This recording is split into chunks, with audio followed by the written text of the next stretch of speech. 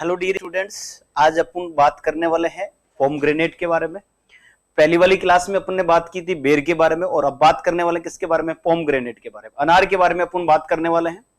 और अनार से भी एग्जाम में क्वेश्चन पूछे जाते हैं, और ये भी क्या है कि यहाँ से जो क्वेश्चन पूछे जाते हैं वो इसके क्लासिफिकेशन से अपन बात करने वाले। स्टार्टिंग में अपन क्लासिफिकेशन से बात करेंगे, और अंत में इसके जो रोग हैं, इसकी जो डिजीज है, इंसेक्ट के बारे में अपन क्या करेंगे, बात करेंगे।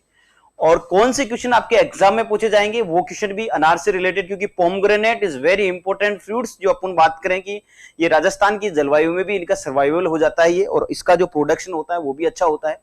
तो अपन आज अनार के बारे में बात करने वाले हैं। किसके बारे में बात करने वाले हैं? अनार के बारे में। और ये जो अनार है ये इंपॉर्टेंट टॉपिक, इंपॉर्टेंट फ्रूट्स है, क्योंकि यहां से जो बाहर होती है, बाहर ट्रीटमेंट होता है, वहां से एग्जाम में क्वेश्चन पूछा जाता है। नेक्स्ट फ्रूट्स के बारे में अपन बात कर रहे हैं, और वो फ्रूट्स कौन सा है? अनार। और सबसे पहले अपन जानते हैं कि सबसे पहले इसका क्लासिफिकेशन देखते हैं। क्या देखते हैं? क्लासिफिकेशन। और क्लासिफिकेशन में सारी चीजें, वर्गीकरण में अपन सारी चीजें देखने की कोशिश करेंगे। और वर्गीकरण में इसका वानस्पतिक नाम के बारे में बात करेंगे। किसके बारे में बात करेंगे? बोटनिकल नेम के बारे में अपन बात करेंगे कि इसका जो बोटनिकल नाम होता है वो क्या होता है। पुनिका ग्रेटनम इसका नाम होता है। क्या नाम होता है? पुनिका ग्रेटनम। पुनिका ग्रेटनम। पुनिका जो ग्रेटनम होता है वो होता है। उसके बाद में इसकी जो कुल होता है, कुल। और वो जो कुल होता है, इस कुल को क्या बोलते हैं? इस कुल को बोलते हैं पुनिकेसी। इस कुल को क्या बोलते हैं? पुनिकेसी। उसके बाद में फल का जो प्रकार होता है, फल, वो अपन बात करें तो ब्लास्टुला टाइप का होता है। कैसा होता है? ब्लास्टुला प्रकार का। उत्पत्ति स्थान के बारे में, इसके बारे में पूछा जाता है, बहुत बार एग्जामों में पूछा गया है उत्पत्ति स्थान के बारे में। और इसका जो उत्पत्ति स्थान है वो कौन सा है? ईरान उत्पत्ति स्थान है। कौन सा स्थान है? ईरान। ईरान क्या है? इसका उत्पत्ति स्थान है। ये आपको पता होना चाहिए कि बोटनिकल नेम पुनिका ग्रेटनम हो गया, कुल कौन सा हो गया? पुनिकेसी हो गया, फल कौन सा हो गया? ब्लास्टुला प्रकार का, उत्पत्ति कौन सी होगी? ईरान हो गई। और गुणसूत्रों की संख्या के बारे में यदि पूछा जाए आपसे, किसके बारे में पूछा जाए इसमें? गुणसूत्र। इराक किसका है? आपको पता है इराक और ईरान दोनों में कंफ्यूज होते हैं। तो ईरान तो किसका है? उत्पत्ति स्थान अमरूद का, ध्यान रखना, सॉरी उत्पत्ति अनार का। और इसमें जो गुणसूत्रों की संख्या पूछी जाए आपको, गुणसूत्रों की संख्या पूछी जाए, इसमें गुणसूत्र की संख्या कितनी होती है? 18 होती है। कितनी होती है? 18 होती है। और उसके बाद में खाने योग्य भाग के बारे में पूछा जाए आपको, खाने योग्य भाग के बारे में पूछा जाए, याद रखना, खाने योग्य भाग के बारे में पूछा जाए, खाने योग्य भाग के बारे में। तो खाने योग्य भाग जो होता है इसमें कौन सा होता है? अपन बात करें तो जूसी सीड कोड या रसदार टेस्टा होता है। कौन सा होता है? जूसी सीड कोट या रसदार टेस्टा होता है। कौन सा होता है? रसदार टेस्टा होता है। अनार नॉन क्लाइमेट्रिक फल होता है। अनार कौन सा होता है? अनार नॉन क्लाइमेट्रिक फल होता है। यह आपको पता होना चाहिए। अनार क्या होता है? नॉन क्लाइमेट्रिक फल होता है। और अनार में प्रोटोगाइनी पाया जाती है, याद रखना, सभी कोल क्रॉप में भी पाई जाती है, याद रखना। प्रोटोगाइनी का मतलब, पहले देखो प्रोटोगाइनी कंडीशन क्या होती है। प्रोटोगाइनी कंडीशन समझने की कोशिश करना। दो पुष्प में दो पार्ट होते हैं, एक तो फीमेल होता है और एक मेल पार्ट होता है, दो पार्ट होते हैं। तो प्रोटोएंड्री और प्रोटोगाइनी कंडीशन, मतलब प्रोटोएंड्री का मतलब पहले नर परिपक्व होगा, उसके बाद में मादा। प्रोटोएंड्री में पहले नर परिपक्व होगा, उसके बाद में मादा। प्रोटोगाइनी के अंदर याद रखना, पहले मादा परिपक्व होगी, मादा परिपक्व होगी, उसके बाद में नर।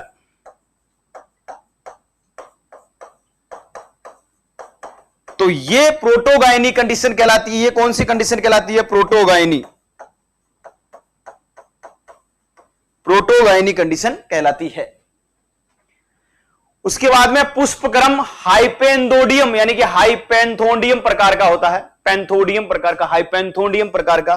यदि आपको पुष्पक्रम पूछा जाए, बहुत इंपॉर्टेंट है पुष्पक्रम, इन्फ्लोरेसेस पूछा जाए, इन्फ्लोरेसेस पूछा जाए आपको अनार का, तो याद रखना हाइपेंथोडियम होता है, हाइपेंथोडियम याद रखना कौन सा होता है, हाइपेंथोडियम होता है,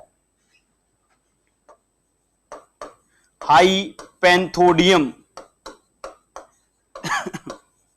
हाइपेंथोडियम होता है, याद रखना। उसके बाद में भारत में सर्वाधिक बात करें, भारत में सर्वाधिक अनार के बारे में बात करें तो भारत में सर्वाधिक अनार महाराष्ट्र में और राजस्थान में सर्वाधिक कहां होते हैं, जालोर में।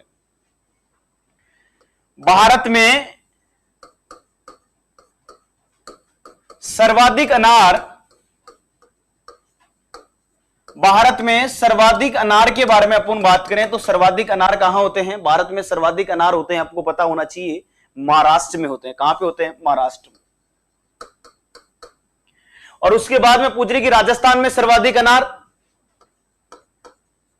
राजस्थान में सर्वाधिक अनार, और राजस्थान में सर्वाधिक अनार कहां पे होते हैं, राजस्थान में सर्वाधिक अनार जो होते हैं वो कहां पे होते हैं, जालोर में होते हैं। कहां होते हैं, जालोर में। इसके बाद में अपन बात करें कि अनार में फल के कसेलापन टेनिन के कारण होता है। अनार में जो कसेलापन आता है, अनार में कसेलापन जो होता है वो कसेलापन किसकी वजह से होता है, टेनिन की वजह से होता है। किसकी वजह से होता है, टेनिन की वजह से।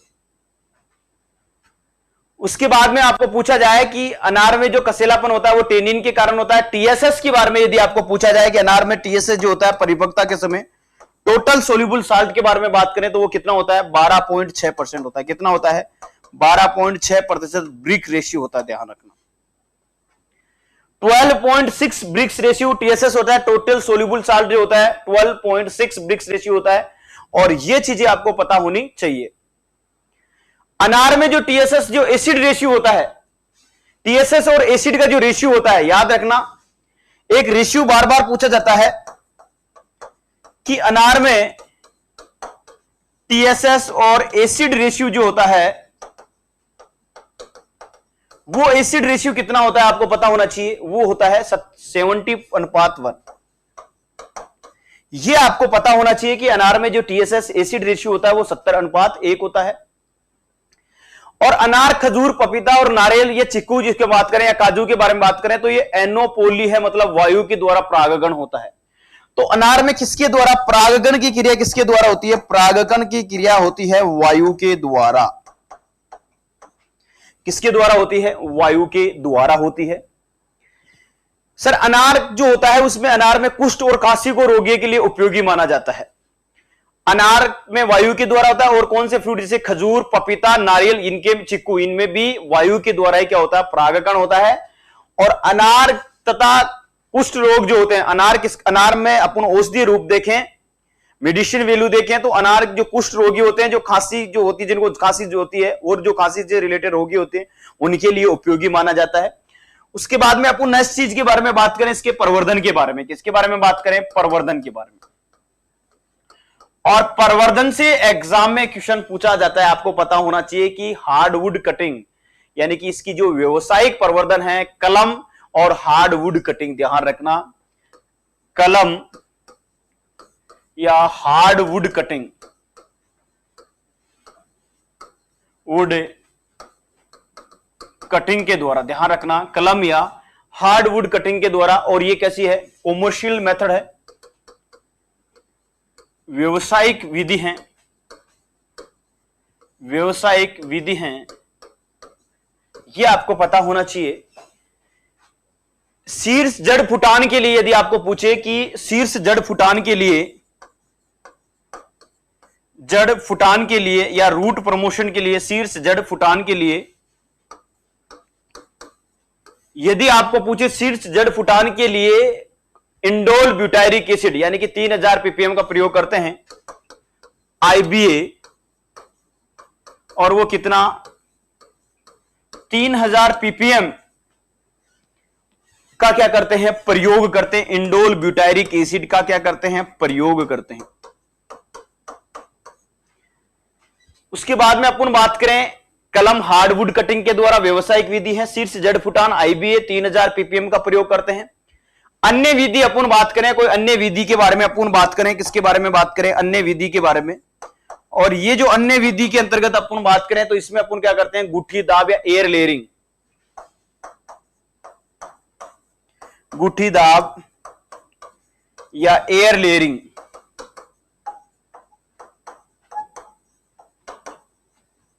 ये आपको पता होना चाहिए। तो आपको पूछे कि अनार में पर्वत हार्डवुड कटिंग कैसे, एक लकड़ी की जैसे हार्डवुड की जैसे रूट स्टॉक लेते हैं, इसमें कलम लगाते हैं, ग्राफ्टेज करते हैं, इसको हार्डवुड कटिंग बोला जाता है। और इस हार्डवुड कटिंग में शीघ्र जड़ फुटान के लिए आपको पता है एक ऑक्सीन का प्रकार है जिसको जड़ प्रमोशन के लिए, जड़ को प्रमोट करने के लिए एक हार्मोन काम में लेते हैं जिसका नाम है indole butyric acid IBA. 3000 ppm मात्रा लेकर इसका प्रयोग करते हैं। और व्यवसाय के अलावा कोई अन्य विधि है तो वो गुठी दाब विधि के द्वारा या एयर लेयरिंग की विधि द्वारा। एयर लेयरिंग का मतलब होता है एयर, हवा के अंदर ही इस तरीके से दो ब्रांच को आपस में जोड़कर और एक नया पौधा तैयार हो जाता है जिसको क्या कहते हैं, एयर लेयरिंग कहते हैं। जब मैंने पहले प्लांट प्रोपोगेशन में अच्छे से बता दिया आपको। आगे इसकी स्पेसिंग के बारे में, ज्यामिति के बारे में बात करेंगे। क्या बात करेंगे, ज्यामिति के बारे में, स्पेसिंग के बारे में बात करेंगे। उसके बाद में ज्यामिति की यानी कि इसमें स्पेसिंग कितनी रखते हैं, और मल्टी स्टेम बहुतना विधि इसमें सगाई का होता है, सगाई जो ट्रेनिंग करते हैं वो करते हैं। तो ज्यामिति यदि आपको पूछ ले, स्पेसिंग के बारे में आपको पूछ ले, ज्यामिति के बारे में आपको पूछ ले, तो ज्यामिति या स्पेसिंग के बारे में यदि आपको पूछ ले तो इसकी ज्यामिति जो होती है कितनी होती है, 6 × 6 मीटर होती है। यह आपको पता होना चाहिए। दूसरा एक पूछे आपको सदाई के बारे में आपको पूछे तो वो जो है बहुतना विधि, किसके द्वारा होता है, बहुतना विधि, बहुतना विधि, ये आपको पता होना चाहिए। जलवायु के बारे में पूछे आपको तो इसकी जो जलवायु होती है वो कैसी होती है, समशीतोष्ण प्रकार की। कैसी होती है, समशीतोष्ण। समशीतोष्ण इसमें क्या होती है, जलवायु होती है, यानी कि ट्रॉपिकल और सब ट्रॉपिकल, यानी कि ये कैसी है, समशीतोष्ण प्रकार की होती है, सब ट्रॉपिकल प्रकार की होती है।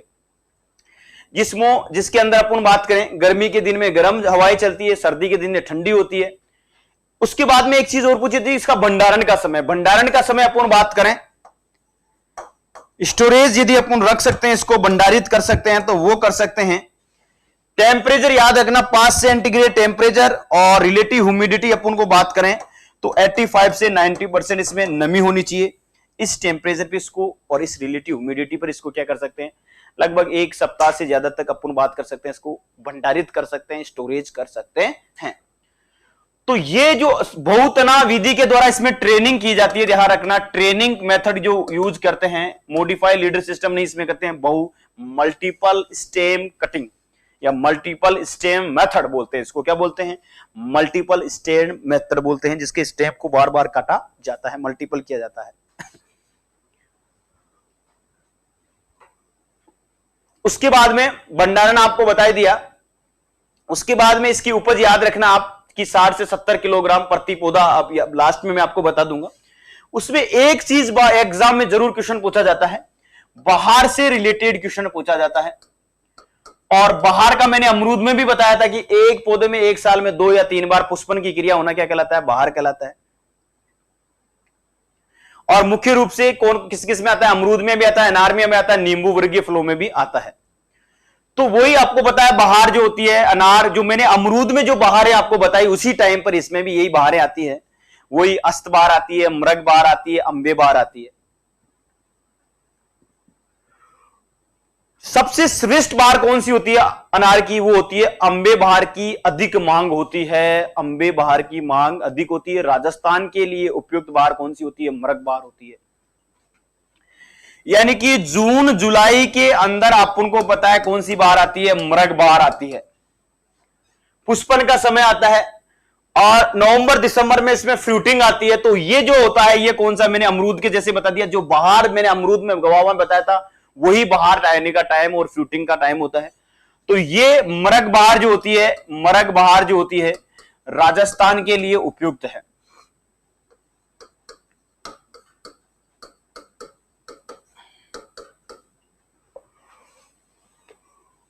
उसके बाद में अनार की सबसे श्रेष्ठ विधि, सबसे श्रेष्ठ बहार जिसमें अच्छे फल आते हैं, अच्छे फ्रूटिंग आती है, वो अंबे बहार। और अंबे बहार में पुष्पन का समय फरवरी मार्च में, और अगस्त सितंबर इसमें फ्रूटिंग होती है। फरवरी मार्च में ग्रीष्मकालीन के अंदर होती है, और फरवरी मार्च के बाद में आपको पता है जुलाई अगस्त के आसपास इसमें, जुलाई सितंबर के अंदर अंतर इसमें फ्रूटिंग हो जाती है। तो अंबे बहार जो होती है सबसे श्रेष्ठ बहार होती है, सबसे श्रेष्ठ बहार होती है, ये आपको पता होना चाहिए। मरग बहार के फल कटने की अधिक समस्या, फल फटने की अधिक समस्या किसमें होती है? मरग बहार में, अनार में। ध्यान रखना, अनार के सापेक्ष यदि आपको पूछे कि मरग बहार में फल फटने की अधिक समस्या पाई जाती है, और अमरूद में उल्टा हो जाएगा, अमरूद में मरग बहार में फल नहीं पड़ते हैं, अंबे बहार में पड़ते हैं। तो मरग बहार के अंदर अपन बात करें, जो जून जुलाई के अंदर इसमें पुष्पन का क्रिया होता है, तो मरग बहार में फल फटने की अधिक समस्या पाई जाती है, अधिक समस्या पाई जाती है, यह आपको पता होना चाहिए। फल फटने की अधिक समस्या पाई जाती है। उसके बाद में इसकी अपन बात करें, राजस्थान के लिए उपयुक्त मरग बहार है। तो बहारें किस किस के अंदर सबसे ज्यादा आती है? अमरूद, अनार और नींबू वर्गीय फल में आती है। अब इसकी इंपॉर्टेंट बातें करेंगे वेराइटीज के बारे में। किसके बारे में? वेराइटीज के बारे में बहुत ज्यादा बार क्वेश्चन पूछा गया है, और केवल उन्हीं वेराइटीज के बारे में पूछेंगे जो एग्जाम में पूछी जाती है। वेराइटीज यानी किस्मों, किस्में जो हैं वो इंपॉर्टेंट हैं, याद रखना। यहां से एग्जाम में सबसे अनारदाना बनाने के लिए उपयुक्त किस्म दारू, विल्ड वेराइटी, सोर वेराइटी जो होती है, अनारदाना बनाने के लिए उपयुक्त वेराइटी अनार दाना बनाने के लिए उपयुक्त किस्म, और अनारदाना बनाने के लिए जो उपयुक्त किस्म होती है वो कौन सी होती है? दारू होती है। कौन सी होती है? दारू।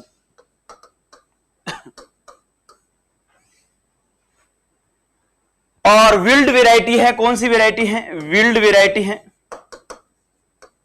और कैसी है? सोर वेराइटी, सावर वेराइटी है। अम्ली दाना,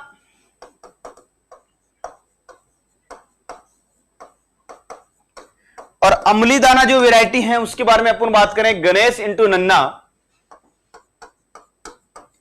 गणेश इंटू नन्ना।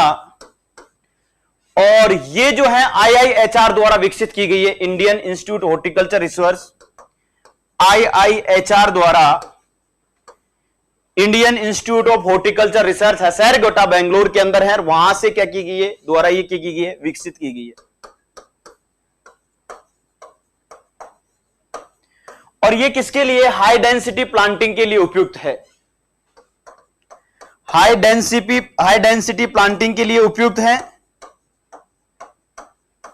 और इसके अंदर अपन बात करें तो ये नई संकर किस्म है। ध्यान रखना, ये कौन सी किस्म है? नई संकर किस्म।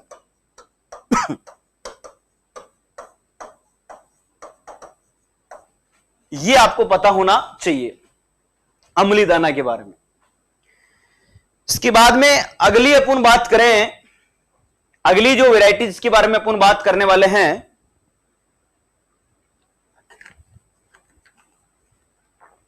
वो रूबी वेराइटी। कौन सी वेराइटी देखेंगे अपन? नेक्स्ट जो है रूबी। और Ruby variety Ganesh into Kabul, Ganesh into Kabul, वो भी IIHR द्वारा विकसित की गई किस्म है। एक जालोर सीडलेस, ये इंपॉर्टेंट है, एग्जाम में पूछी जाती है। जालोर सीडलेस काजरी जोधपुर द्वारा विकसित और सारी मृदाओं के लिए उपयुक्त है। जालोर सीडलेस, काजरी कहां पर है? काजरी एक इंस्टीट्यूट है, central institute arid zone research जो है, central institute of arid zone research जो है काजरी जोधपुर में, और काजरी के द्वारा विकसित दूसरी चीज क्या है, क्षारीय मृदाओं के लिए उपयुक्त,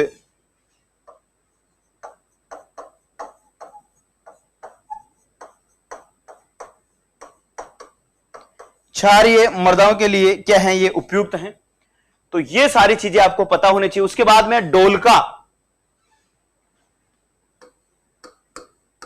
डोलका है, और ये जो डोलका है ये कहां, गुजरात के लिए प्रचलित किस्म, गुजरात के लिए प्रचलित। उसके बाद में मस्काटी,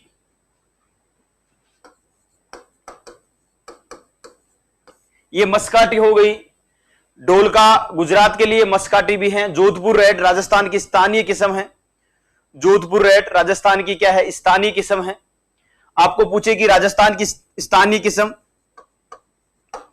राजस्थान की स्थानीय किस्म के बारे में यदि आपको पूछे तो राजस्थान की स्थानीय किस्म कौन सी है, जोधपुर रेड। कौन सी है, जोधपुर रेड। और डोलका गुजरात की प्रचलित किस्म है। उसके बाद में अपन बात करें, जोधपुर रेड राजस्थान की स्थानीय किस्म, जोधपुर रेड।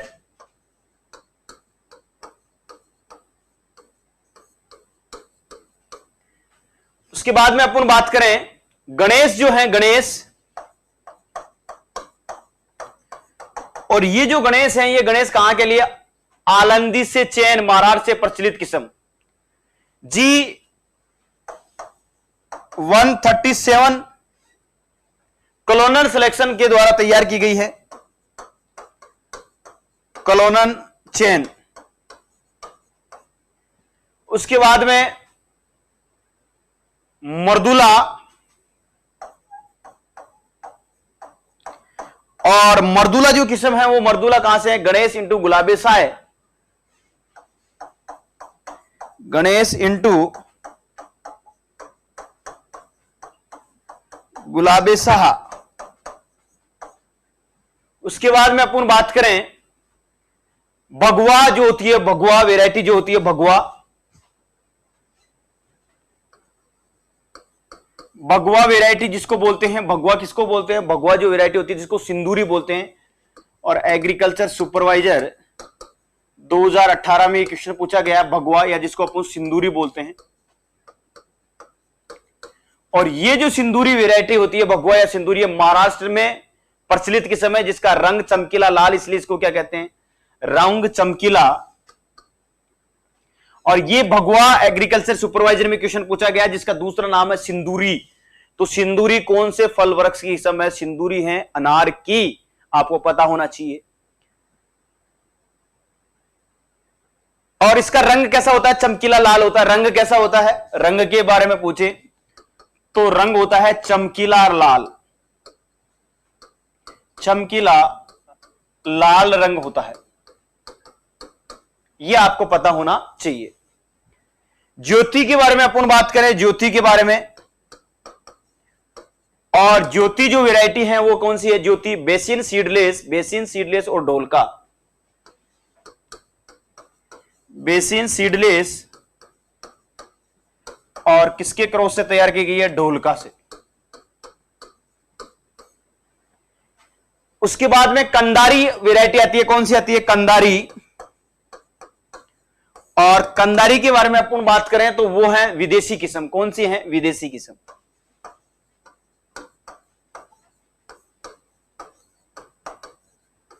उसके बाद में अपन नेक्स्ट बात करें अरकत्ता, अरकत्ता।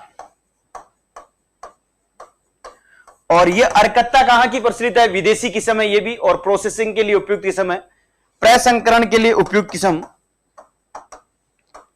प्रसंस्करण के लिए उपयुक्त किस्म है ये। उसके बाद में पेपर सेल वैरायटी के बारे में पूछे, सॉफ्ट सीड वाली अनार की कौन सी वैरायटी है, वो पेपर सील है, कौन सी है, पेपर सील। सॉफ्ट सीड वाली किस्म, और सॉफ्ट सीड वाली वैरायटी कौन सी है, वो है पेपर सील, कौन सी है, पेपर सील।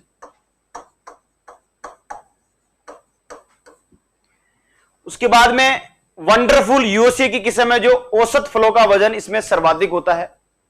वंडरफुल के बारे में अपन बात करें, वंडरफुल के बारे में अपन बात करें, और वंडरफुल वेलाली कहां की किस्म है, यूनाइटेड स्टेट यूएसए की है, यूएसए की किस्म है। और ये औसत फलों का वजन इसमें क्या होता है, सर्वाधिक होता है। औसत फलों का वजन सर्वाधिक होता है इसमें, यह आपको पता होना चाहिए।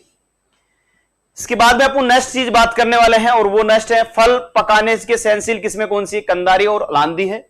और 60 से 70 किलो प्रति अपन उपज के बारे में बात करें,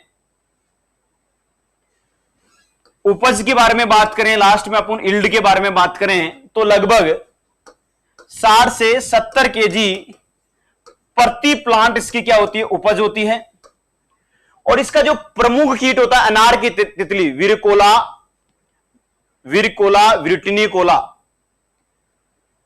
विरचेरचेला, जो इसका जो जिसको अनार की तितली बोलते हैं, प्रमुख कीट कौन सा है इसका, प्रमुख कीट अनार की तितली, सबसे ज्यादा हानि पहुंचाती है अनार में अनार की तितली, विरचेरा विरटिकोला। तो ये जो इसका उपज, और इसमें अनार में फ्रूट फ्लाई भी लगती है, अपन बात करें फ्रूट बोरर भी लगता है, लेकिन अनार की तितली सबसे तितली जो होती है वो सबसे ज्यादा नुकसान पहुंचाती है। और यील्ड के बारे में मैंने आपको अच्छे से बता दिया है। और डिजीज में इसमें छाछा रोग भी लगता है, और इसमें जड़ गलन रोग भी लगता है। तो ये इसके जो इतनी भी इंपॉर्टेंट बातें थी। और एक बार मैंने आपको बताया कि जितने भी फ्रूट्स हैं और जितने भी वेजिटेबल्स हैं, जब फ्रूट्स कंप्लीट हो जाएंगे तो पर्टिकुलर एक पीपीटी बना के, एक अच्छी तरीके से एक कॉलम बना के, जितनी भी इंपॉर्टेंट डिजीज होगी, जितने भी फ्रूट्स की, जितने भी इंपॉर्टेंट इंसेक्ट होंगे, और जितने भी फिजियोलॉजिकल डिसऑर्डर होंगे, कार्य की विकार होंगे, उन सब चीजों के बारे में एक जगह अपन क्या करेंगे, डिस्कस करेंगे, जिससे अपन को अच्छे से समझ में आ जाए। तो इस सेशन के अंदर मैंने पहले वाले सेशन में आपको बेर करवा दिया है, और इस सेशन में मैंने आपको लगभग 40 से 45 मिनट के अंदर मैंने आपको अच्छे से एक्सप्लेन करा के अनार वाला जो फ्रूट है वो करवा दिया। अब नेक्स्ट अपना जो फ्रूट है वो डेट पाम होगा। कौन सा होगा, डेट पाम अर्थात खजूर होगा। फोनिस डेक्टेलिया के बारे में अपन क्या करेंगे, पढ़ेंगे। तो नेक्स्ट क्लास में अपन किसके बारे में पढ़ेंगे, फोनिस डेक्टेलिया अर्थात खजूर के बारे में पढ़ेंगे। तो ये लगभग अपने 40-45 मिनट के अपने क्या हैं, थोड़े थोड़े फ्रूट्स हैं, चैप्टर पार्ट बाय पार्ट हैं, तो आपको अच्छे से एक्सप्लेन करेंगे, और इनके नोट्स भी आपको प्रोवाइड करवा दिए जाएंगे, और उनकी जितनी भी स्लाइड है वो भी आपको, ताकि आपको अच्छे से समझ में आ जाए। तो नेक्स्ट क्लास में अपन क्या पढ़ेंगे, अपन डेट पाम के बारे में पढ़ेंगे। धन्यवाद।